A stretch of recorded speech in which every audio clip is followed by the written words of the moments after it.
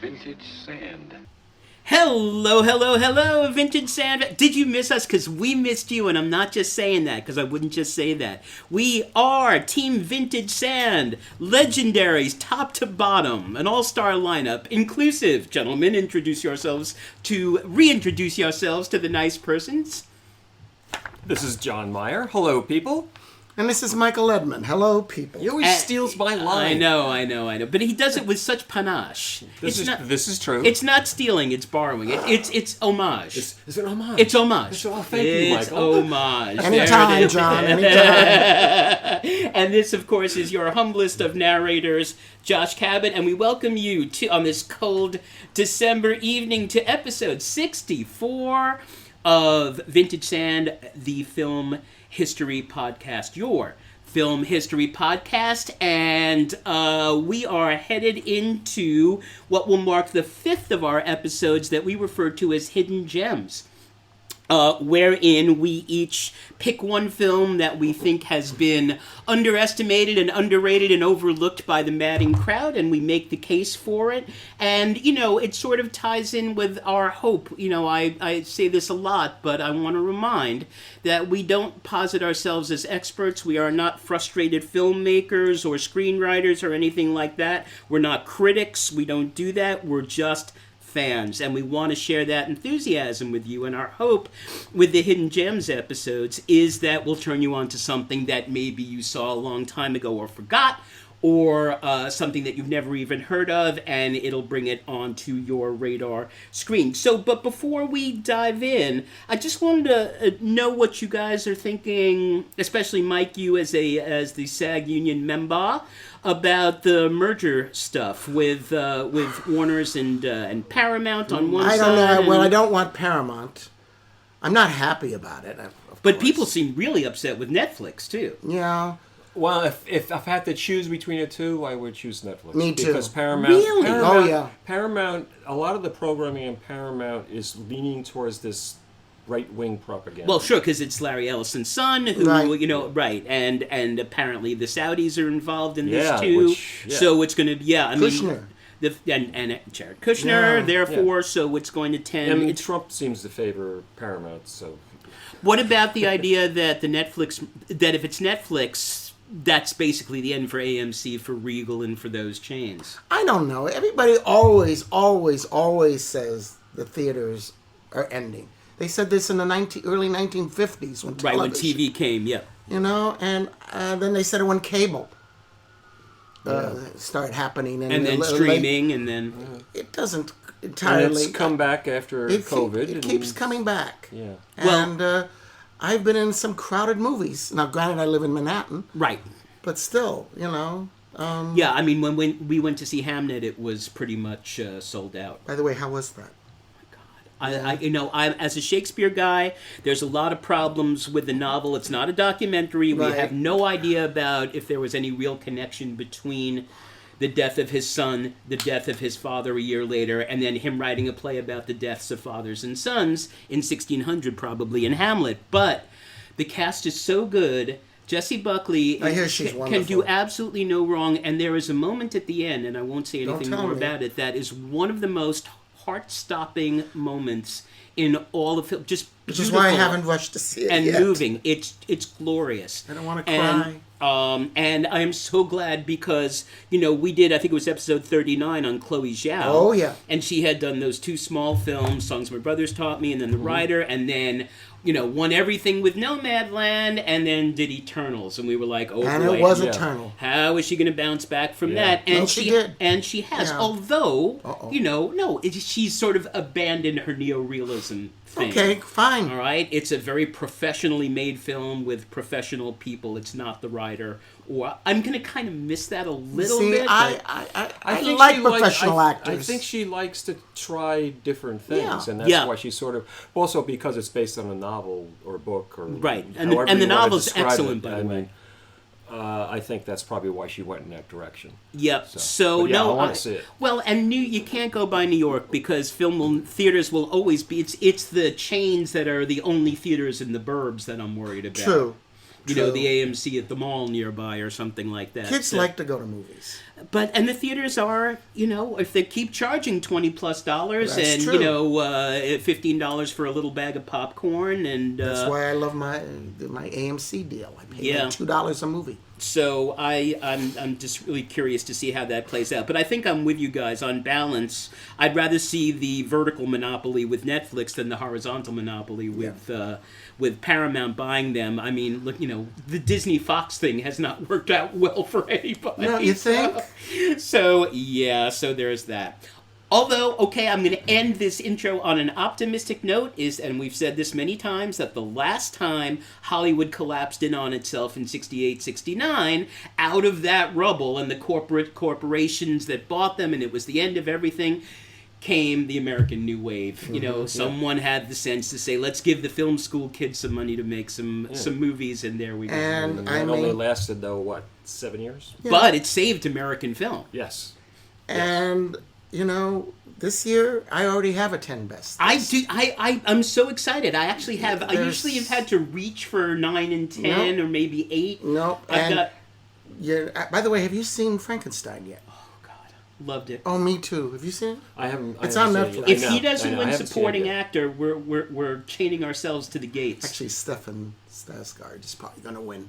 He's supporting in that? I thought he was the lead. Oh, all right. Yeah. Okay. Well, they're all kind of supporting. But we'll save that for March and our year-end wrap-up Oscars episode. Very excited. And let us begin. Let's turn the clock back about 30 years. And Michael will talk about the incredibly, I don't know how it was overlooked. Well, it wasn't exactly overlooked. I probably should not be putting this film...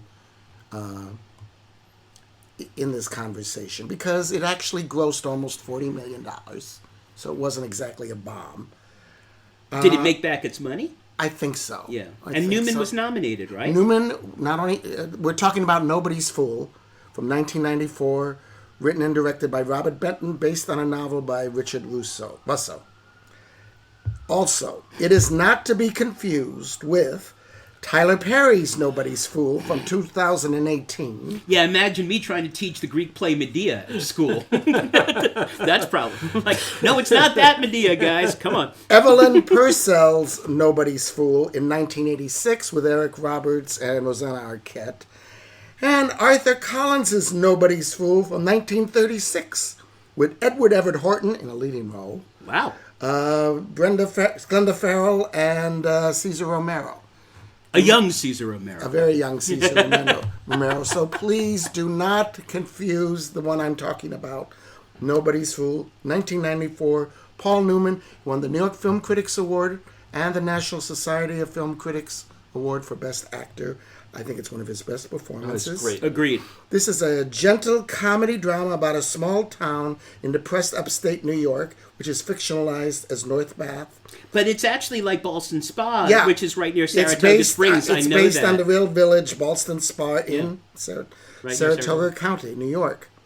And it deals with a few weeks, Thanksgiving to New Year's, and centers on Donald Sully Sullivan, a down-on-his-luck freelance construction worker who rents a room from his elderly 8th grade English teacher, Miss Barrow. The best way to describe Sully is that he's the type of guy at age 60 who has lived in the same place all of his life and never really grew up as a result. He does odd jobs for a local contractor, Carl, with whom he's always at odds because of lack of payment. He runs into his estranged son, who is an English professor in West Virginia, and is up to visit his mother, Sully's ex-wife, for Thanksgiving. In the course of the film, he reconnects with his estranged son and his 7-year-old grandson. That is basically the plot of this movie. Yeah, that's it. But there are several subplots that keep the film going. Sully stealing Carl's snowblower. The snowblower, loved it. Carl stealing it back, and Sully medicates Carl's Doberman Pinscher, rendering him useless as a guard dog. Sully openly making plays for Carl's wife, Toby, who's leery of Carl's infidelities. Sully's feud with a young police officer, which lands him in jail. Philip Seymour Hoffman out of nowhere. Sully's relationship with Rub, his somewhat slow assistant. And then Miss Barrel's banker's son, who has invested all the money of the wealthy people in an amusement park, and he and his investors wind up being swindled. But the basic through line is Sully and his grown son growing to respect each other, and Sully's joy of becoming a grandfather. There are wonderful performances in this film. How good is Bruce Willis? Bruce Willis. Everybody is working for scale. Yeah. And he wanted to work with Newman as Carl. He took no credit. Melanie Griffith as his wife, and I think it's her best performance. I've never been a huge Melanie Griffith fan. I think she's perfect in this. Well, I mean, I'll take Working Girl is considered her greatest. I know. I'm not a big fan of that. I don't think it's casting. She's perfect for that part. She's just so good in this, though, and it's not something I would have cast her. And Robert Benton is really good with that. Is this Benton's last major? No, he made a couple others. He did. He did a few others. He did one with Newman, Susan Sarandon, Gene Hackman, and I forgot the name of it a couple years later. I just can't think of the name. It was a murder mystery. Can't think of the name. Anyway, Pruitt Taylor Vince is Rub, Tully's assistant. Philip Seymour Hoffman in one of his earlier roles as the hot-headed police officer. Philip Bosco as the town's judge. Lovely. Margot Martindale as the bartender who never smiles. Character actress Margot Martindale. Gene Sachs is Sully's one-legged lawyer who never seems to win any cases. Jay Patterson as a generous pharmacist who's always handing out pill samples. Joseph Summer as Miss Barrow's son, who the town seems to hate. Dylan Walsh as Sully's son Peter. Elizabeth Wilson, also uncredited, as Sully's estranged wife. Angelica Torn in her film debut as Carl's sexy secretary. And Jessica Tandy as Miss Barrow. Now, I actually met Angelica. She calls herself now Angelica Page, but she was then Angelica Torn.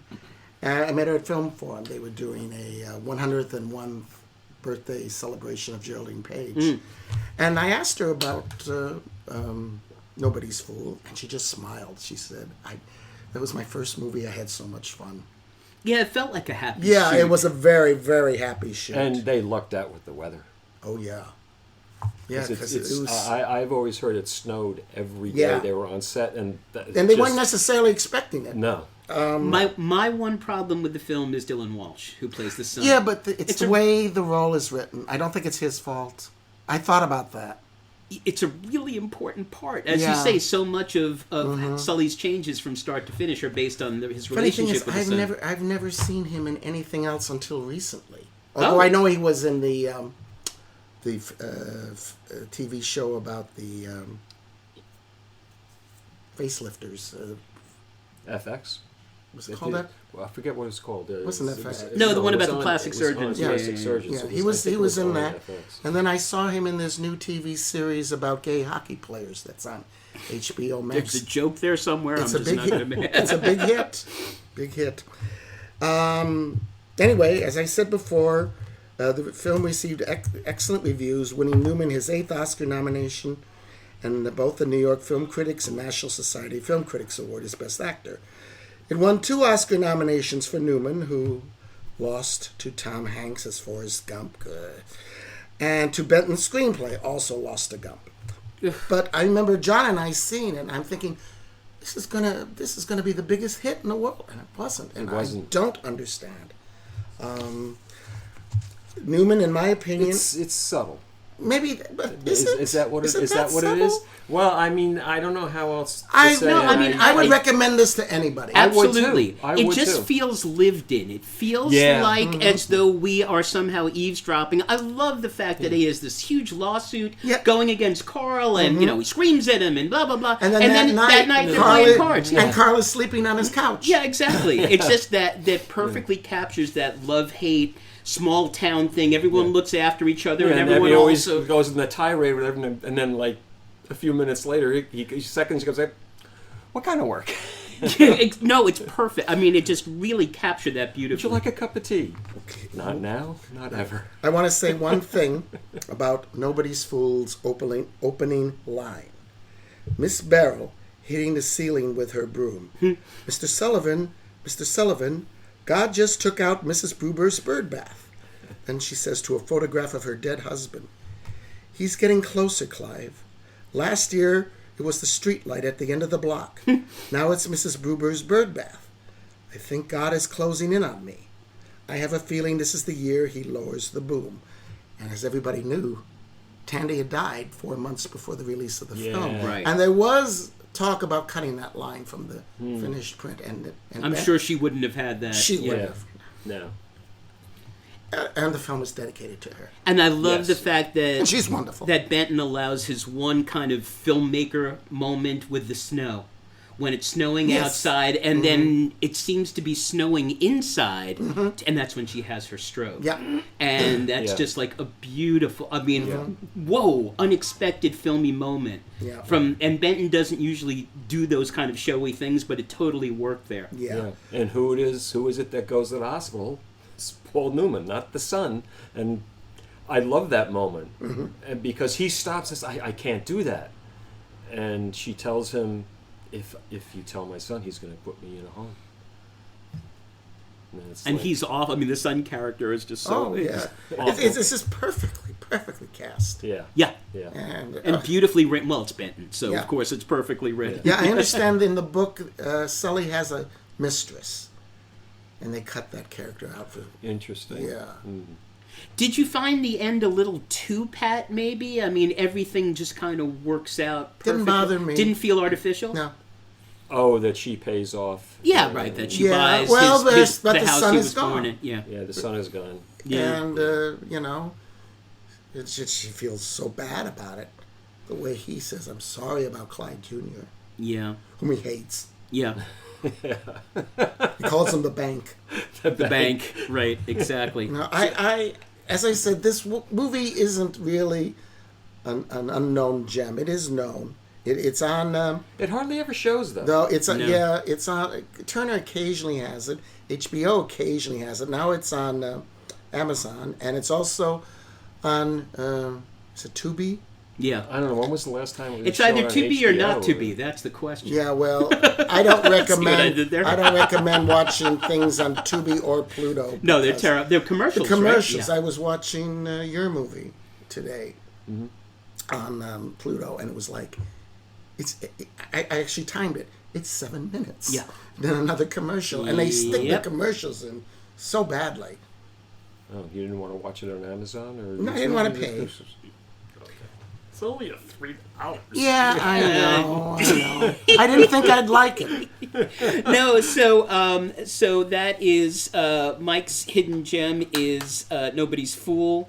I agree that's one of Newman's greatest, Paul Newman's greatest performances. He just glows in it. Yep, and totally irascible, but not in a way that feels written. It just everyone just kind of inhabits their characters. Yep. It feels like we're being let in on some kind of world that we shouldn't have privilege to. But and again, it's 1994. Do not confuse it with the other three. Right, we're going to come over to your house and mess with your stuff if you do. We're going to put your DVDs out of alphabetical order or some other. It's a wonderful movie. It has such a warmth to it, and the humor at the same time.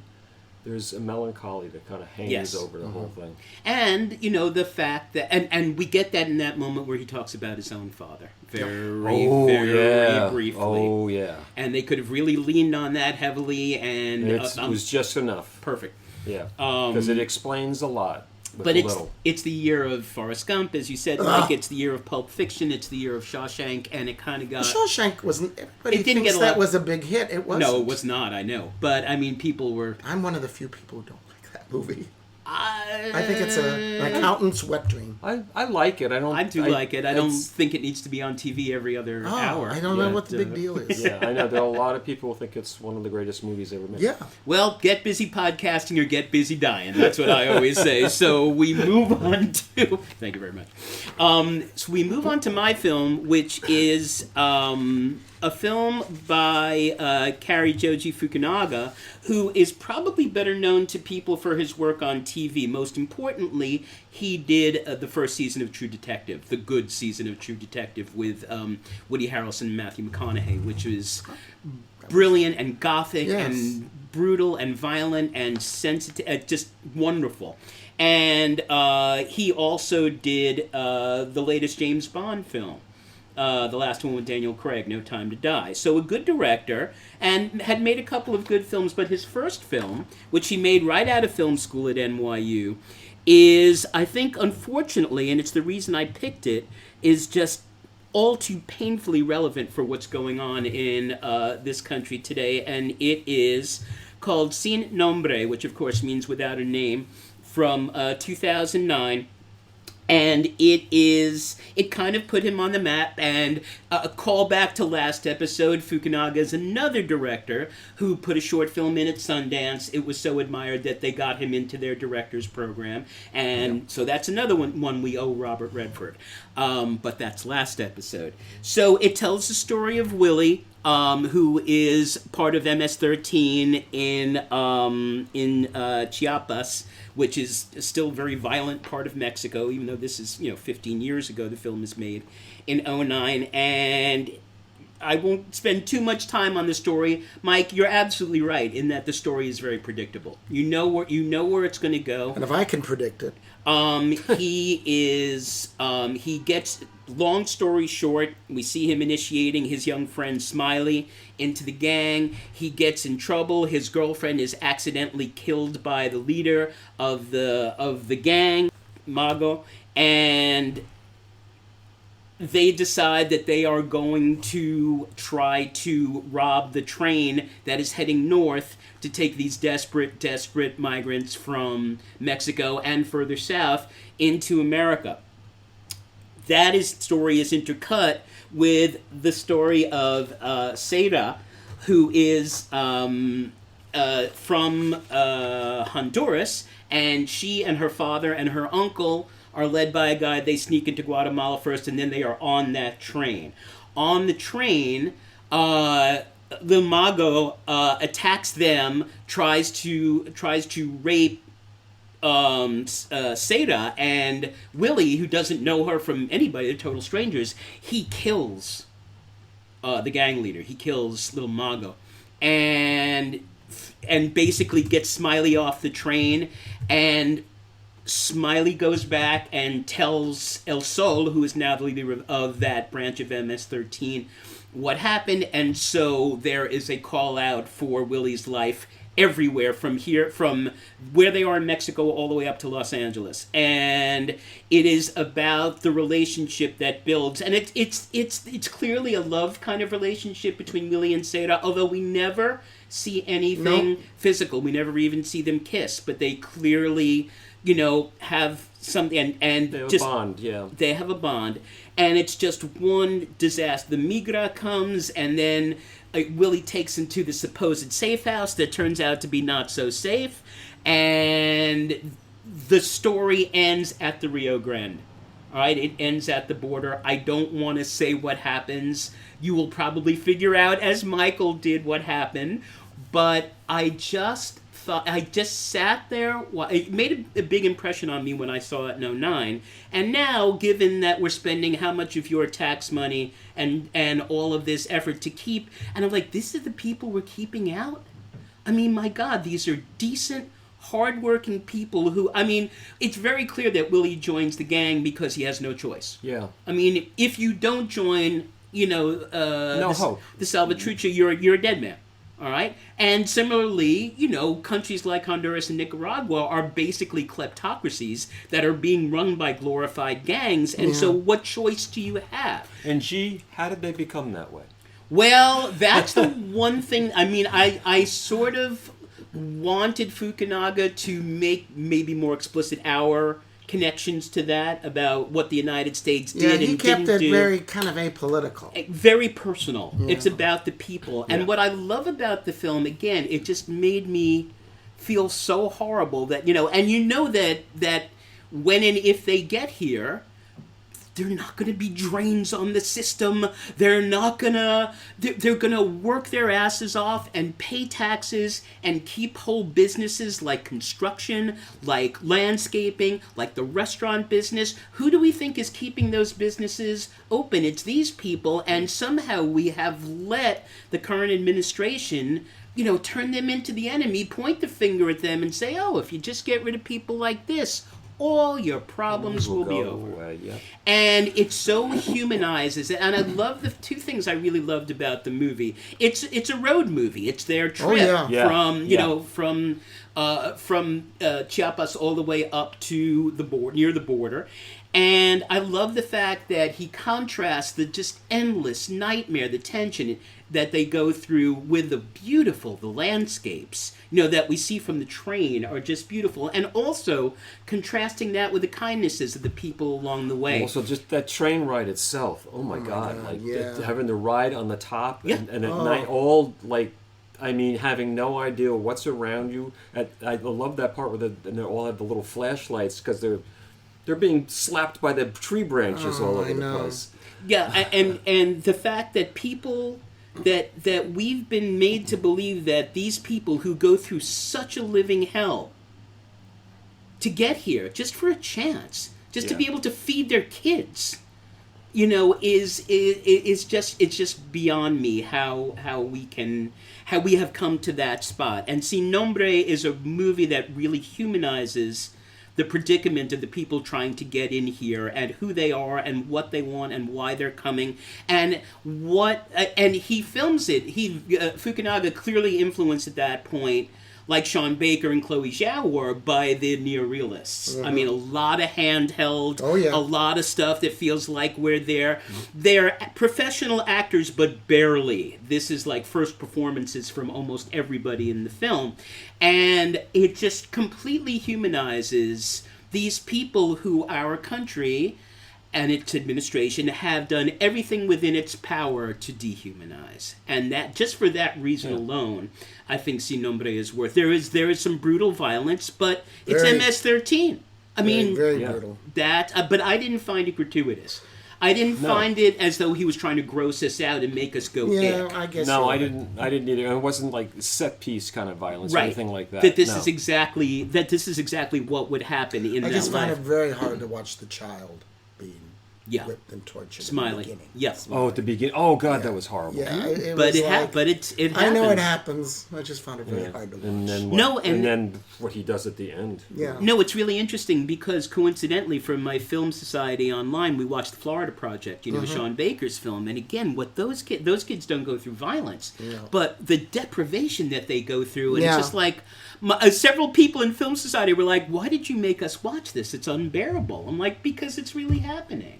So, if your idea of film is escapism, Sin Nombre is not your movie. But it humanizes people who are very much in danger of being dehumanized out of existence, or at least out of the country these days. And for that, I think it's worth it. Thoughts, guys? Was it too predictable? Was it too mechanical? I found it really too predictable. Fair enough. I mean, I knew the ending by the first half hour. It just with the kid. I can see that. Yeah, but I admired the movie a lot. I don't think I want to watch it again. But I felt that way about I sometimes feel that way about Sean Baker's films. I mean, because again, good people are put through such, or even Bicycle Thieves. I mean, the end of Bicycle Thieves is torture. But that's different. It's torture. That Papa, and the boy crying in the streets, and you're like, oh my God. But I'm not saying this is anywhere near Tasica artistically, but it's that same idea: is that how much realism can we stand, especially these days? Yeah. No, it's brutal. It's a brutal movie. Did you find it, but not excessive, not gratuitously? No, I didn't find that. I did not find that at all. I thought it was all very realistic and believable, and I questioned a little bit how she becomes so attached to him.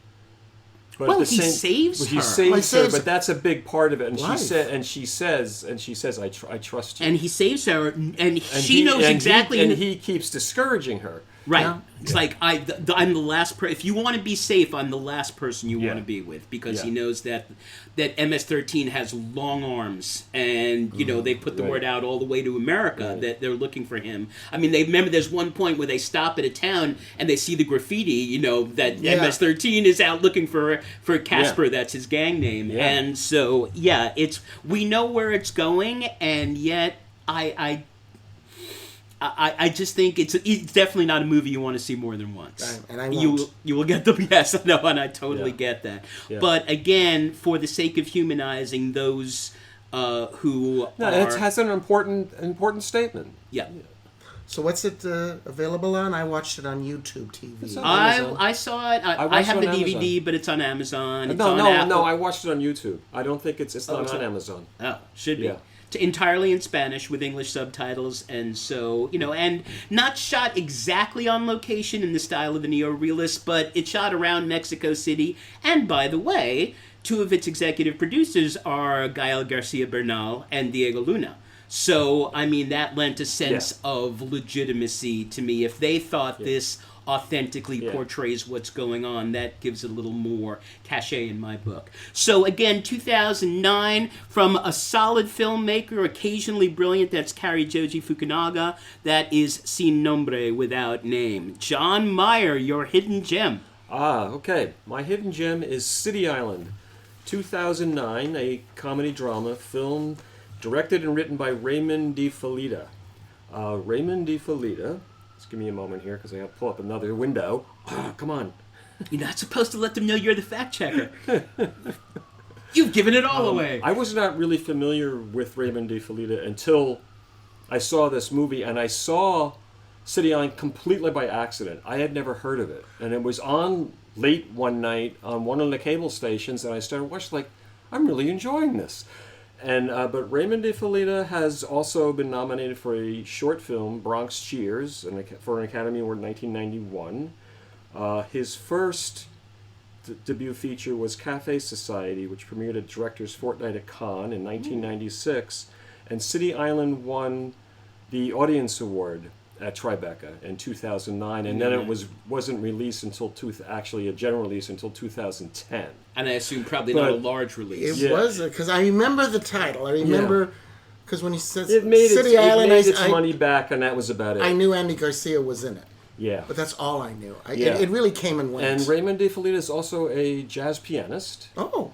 And he also does a podcast about movies. Oh, we don't want to talk too much about that. No, it's actually I checked it out. And it's basically just conversations with people in the business. It's not like what we do. I mean, because who would be so pompous as to think their opinions on movies would be worth people listening to? That's right. God, hate people like that. That's right. So do I. Anyway, down with them. Anyway, directed and written by Raymond de Fallida and starring Andy Garcia, Juliana Margulies. Alan Arkin appears as the acting teacher. Lovely. With his big picture on the wall. And then he ends up on the audition line. God. Emily Mortimer and Ezra Miller. And don't forget the actor who played the son. That's because he was great, I looked him up. That's Ezra Miller. No, that's the kid. No, he's the boy who likes. Stephen Strait. Yes. Yeah, I know. I hadn't seen him in anything else before. He's excellent, and he's working. Excellent. But it's none of the things I've ever seen. Yeah, Ezra Miller, I know. Yeah, I was gonna get to that. You jumped the gun. Sorry, gun jumped. Anyway, Vince Rizzo, played by Andy Garcia, is a prison guard. He keeps correcting people, telling them, "No, I'm a corrections officer." And the father of a rather dysfunctional family, and secrets is the main theme of this movie. Right. How they can eventually ruin relationships and eat away at the person who has the secret. Vince discovers that his secret, illegitimate son, Tony Nardella, played by Stephen Strait, is a prison inmate being held where he works. The same prison where he works, and consequently he gets his son out of prison and employs him as hired help, but doesn't tell his family who he is. The secrets keep building into more secrets. Vince has also been secretly taking acting lessons in a class taught by Alan Arkin, telling his wife who hates pauses. Right, hates it when actors pause. Telling his wife he's going to poker games. Yes, I love that. He keeps telling his wife he's going to a poker game, played by Juliana Margulies, who starts thinking he's having an affair. And Vince begins to form a friendship with Molly, who's in the class, played by Emily Mortimer, an aspiring actress. Great. Yes, an aspiring actress in a class, and she's British. But we find out later that might not be true. Maybe not. Yes. Another secret is Vince's 20-year-old daughter, Vivian, played by the real-life daughter of Andy Garcia, Dominique really? Garcia Did not know Laredo, that. has been suspended from college and lost her scholarship. She has become a pole dancer at a strip place to try to pay for her next semester. Vinny, the younger teenage son, has a secret fetish for feeding large women and fantasizes about their neighbor across the street. And the thing is, it's more about the food. Yes. It's more about the giving, right, Yes, than the taking. giving yes, the food. exactly. Because when they that moment when it says Botero, and she's like, she perks up and then she sees him and tells him exactly what she's going to make that night. You see his mouth just like watering. He can't wait to be involved with all this food. Anyway, I don't want to tell too much because the secrets start to be revealed. The tensions keep rising. All the dysfunctions come to a head. If I tell much more about this, I'm going to ruin it for someone who hasn't seen it All right, before. fair enough. As far as the plot is concerned. Well, the plot seems to me exactly, it's Baudu saved from drowning. I mean, A little bit. The son, yeah. the son comes in, and no one else knows it's the son, and he basically, in different ways, touches everyone's life exactly. in the house, Exactly. like the Mazursky's remake Down and Out in Beverly Hills Yeah. too. So yeah, it was he's no Michelle Simone. Yeah, but- because the mother and him become sexually attracted, and then he kind of stops and said, well, maybe he's not having an affair because he knows what he's really doing. Yeah. My favorite part, and there's so many, John, I really like this movie a lot. I thank you for bringing it because I would never have watched it. But my favorite part is the entire family are smoking in separate places in the house. and they've all They've all told them that they stop. quit. Yeah, exactly. No, and the thing I love most about this movie is that, as I said at the beginning when we were speaking before, is I've always liked Andy Garcia. The first time I remember seeing him was in Untouchables, and he plays that relatively. But there's something, he talks kind of slow and kind of low, but there's something really magnetic about him. Yeah. I loved him in Godfather 3. I Yeah. liked him in the Ocean movies. He's someone who I shouldn't like as an actor, but he carries this movie on his shoulders. Yeah. And I think he's wonderful in Yeah, this. he really is. Yeah. And the other scene is the audition. Audition. And this is something like that happened to me.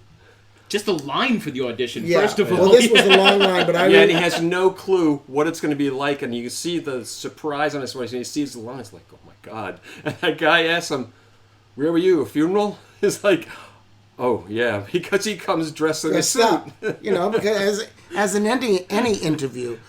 But I had a similar experience when I was what you call equity eligible. I could go for any equity play I wanted to, and I auditioned for a tour of A Few Good Men.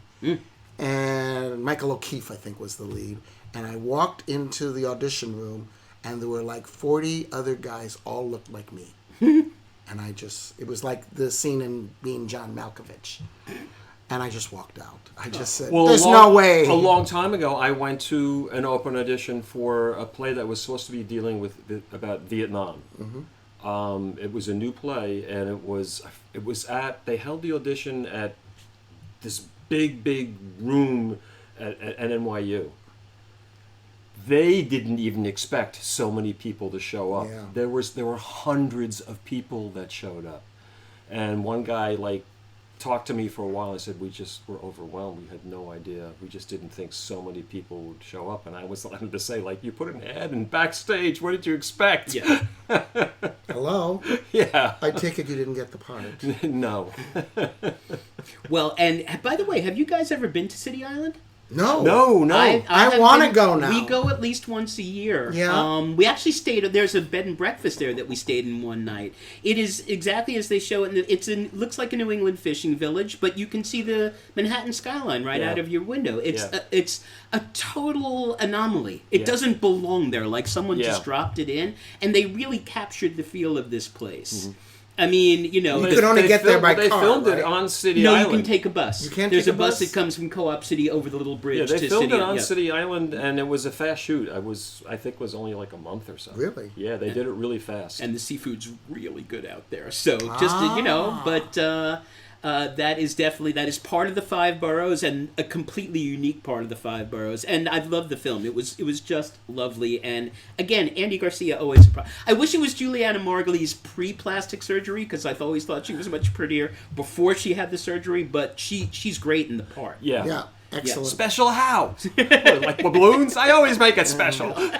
Right. Yeah, special dinner on Saturday night, And for me, Emily Mortimer is just one of my favorites. She does not seen enough. She's co-wrote this movie with George Clooney that he's in Jay Kelly, which is just okay. Yeah. But, well, yeah, who cares? That's how I felt when I was watching. Yes, that's how I felt, I understand Clooney can do whatever he wants, and... yeah, But anyway, but Emily Mortimer, I loved her father. He created Rumpole the Bailey. Yes, John's daughter. Yes. And that is the big secret in the movie. Emily Mortimer. Yeah. And she plays it so. Oh, it's so beautifully. But she's always done. good. Yeah. I just. So, John's hidden gem from 2009, Raymond DeFelida's City Island, a great place and a really, really good movie to, just lovely. Just the thing about these films is that they have in common is that in very different ways they're grown-ups films. Oh yeah, They are grown-up films. They're films made for people with grown-up tastes. Mine is a little violent and a little political, but otherwise, they're still making grown-up films. People, don't worry about it. Fear not. So we move on now at this point to America's co-favorite segment of the podcast. That would be Michael Edmonds' Necrology. Take him away, Mike, literally. Okay. Okay. Take him away. Udo Kier, 81. German-born film actor who played villains and other offbeat characters. He had no interest in being an actor when he was discovered in his early 20s in London by the director Michael Sarn. Sarn saw him walking in the street and asked him if he wanted to appear in his 1966 romantic short, Road to Saint-Tropez. Kier replied, "I don't know how to act." Sarn said, "Leave that to us." When the film came out, he was described as the new face of cinema. He did at the time have a vague resemblance to Terence Stamp. Some months later, he was on an airplane when the man seated next to him asked him what he did, and he said, "I'm an actor," and handed him his headshot. The man turned out to be Paul Morrissey, who directed for Andy Warhol. Sure. Morrissey casted him in the title role of Andy Warhol's Frankenstein, and he never stopped working after that. Among his other 280 film roles were Andy Warhol's Dracula, Werner Fassbinder's The Third Generation, Werner Herzog's My Son, What Have Ye Done?, Wim Wenders' The End of Violence, Lars von Trier's Breaking the Waves and Dancer in the Dark, and Gus Van Sant's My Own Private Idaho. He did mainstream American movies as well, such as The End of Days with Arnold Schwarzenegger, Johnny Mnemonic with Keanu Reeves, and Ace Ventura: Pet Detective with Jim Carrey. Gotta pay the bills. He also appeared in cameos in two of Madonna's music videos, Erotica and Deeper and Deeper, and was photographed in her coffee table book, Sex, appearing as her swinger husband. So was I, but you don't hear me bragging about it. Yeah, well... You do know who he was, didn't you? Yeah, absolutely. Okay. Kier, who was gay, was sometimes described as a gay icon, which he found ridiculous. "Why an icon?" he asked in an interview. "Do they write in the papers a straight icon?" Mm-hmm. Okay. Sir Tom Stoppard. Oh, my goodness. 88. Wow. Czech-born English playwright and occasional screenwriter. Celebrated as one of the most important playwrights of the last part of the 20th century and beyond, he was the winner of 5 Tony Awards for Best Play in a 55-year period. Rosencrantz and Guildenstern Are Dead in 1967, Travesties in 1977, The Real Thing in 1984, The Coast of Utopia in 2007, and Leopoldstadt in 2022. He didn't win for Arcadia? No. Really? Arcadia was nominated, but he did not win. What beat it? In film, his adaptations included Anna Karenina, Enigma, Billy Bathgate, The Russia House, Rosencrantz and Guildenstern with Gary Oldman and Tim Roth, The Human Factor, Empire of the Sun, and A Romantic Englishwoman. However, He's best known for 2 original screenplays. Brazil, which he wrote with Terry Gilliam and Charles McGowan, and Shakespeare in Love, which he wrote with Mark Norman. He was nominated for the former and won for the latter. Interesting. Wow. Yeah, Do you have anything? I mean, I didn't want to go into all his theater because... We'll be here all day. Right, where do you even begin? Yeah, and sometimes, I got to be honest, I wasn't always a huge No, fan. I didn't like Costa Utopia. I didn't either. Yeah, and it came in with such high I expectations. know, and I'd already bought tickets for all 3 parts, and I'd seen the first part, and it was like, oh God, I have to go through another 6 hours of this. I have to say, I'm glad he ended with Leopoldstadt. Yeah, that was a good play. It was a great play. And and the it real was thing is good, Rosencrantz. And a rare moment of autobiographical, about his own Jewishness and finding which out he didn't about, know. Right, he didn't even know. Yeah. Have you ever seen Travesties? Because I have. Long time ago. I did see Jumpers, a revival of it. I have not seen it. I didn't understand what the hell was going I'm on. not familiar with that. The thing I love about Stoppard is that when you have a playbill from a Stoppard play, there's 16 pages of footnotes. Yeah. Like Arcadia. Everything. Well, Arcadia, I remember seeing that in London and having difficulty staying awake, but I just did the red eye. and worth it. And Arcadia was not the play to see. And he wore his erudition lightly. Yes, he did. He was. I never felt that he was trying to show off. No. An autodidact all the way. I mean, and had the passion of the autodidact, and it comes through in everything he did. And yeah, I mean, should Shakespeare in Love have beaten Saving Private Ryan for Best Picture in '98? Probably not. I think it should have. I think it's a beautiful script. It's hilarious. Yeah. I mean, tons of in-jokes for the Shakespeare people, Yeah. so, I was laughing and no one else was, and I was like, oh, Yeah. okay. But also just lovely. I thought it was great. Ahistorical, but who cares? Yeah, well. Not a documentary. So Stoppard's a big hole to fill. Yeah. I don't know who's going to take his place. Yep. And that's it. And that's it. Short one. A short one this time. And that brings us to our co-equal America's favorite segment of the podcast, and that would be John Meyer's monthly quote quiz. Take it away, John. Okay, last episode's quote was, "Tell them we're all out of souvenirs." That was Robert Redford saying the last line of Tell Them Willie Boy Is Here in 1969, directed by Abraham Polanski, and unfortunately, I don't think you can see Tell Them Willie Boy. It's not available anywhere. Yeah. It's worth seeing. It's based on a true story. It's an interesting story. It's definitely worth seeing. I've never seen it. Yeah, it's if you can ever see it somewhere, it's worth checking out. Well, maybe someone will do a Redford Maybe, yeah. festival. Anyway, the new quote is, "And if you get bored in Oklahoma City, you can always go over to Tulsa for the weekend." Yes. I know that one. I knew that one. I love that line. I often quote it. Tulsa. Tulsa. So if you think you know that one, or and want to check, or if you want to find out, you may find the answer along with tons of other information on this episode and all our other episodes at our website www.vintagesand.com. So thus endeth episode 64. And we hope we've given you a couple of films that you either didn't know or might have forgotten about to track down. For our next episode in January, we're going to do our 4th director study. It's been an interesting mix. We did one on Bong Joon-ho, then we did one on Chloe Zhao, then we did one on Joseph Losey, and now I think it's time, although he is going to win the Oscar for Best Director. I hope so. Year. Oh, no, I want Ryan Coogler to win, but that's a whole other story. We're going to devote our episode 65 to the unique, one-of-a-kind career of Paul Thomas Anderson. It's almost 2 careers, really. It's like, I Want to Be Altman, and then into this whole other territory with There Will Be Blood.